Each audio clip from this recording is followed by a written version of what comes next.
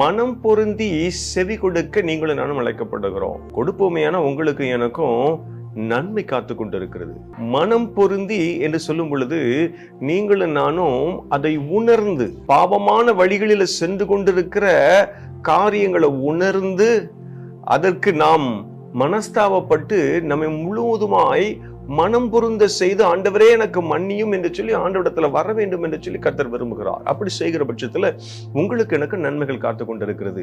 எனக்கு அன்பான சகோதரனே, சகோதரியே, எனக்கு அன்பான தேவ ஜனமே, அதைத்தான் இங்கே சுருக்கமாக ஏசாயா 1:18 கொடுக்கப்பட்டு வழக்காடும் வாருங்கள் என்று கர்த்தர் சொல்லுகிறார். உங்கள் பாவங்கள் செவேர்ந்து இருந்தாலும் உறைந்த மலையை போல வெண்மையாகும், அவைகள் ரத்தாம்பர சிவப்பா இருந்தாலும் பஞ்சை போலாகும். நீங்கள் மனம் திரும்பி செவி கொடுத்தால், அப்போ மனம் திரும்பி நம்முடைய வழக்குக்காக மனஸ்தாபப்பட்டு நம்ம அர்ப்பணிக்க அழைக்கப்படுகிறோம். செய்வோமானால் நன்மை நமக்கு காத்து கொண்டிருக்கிறது.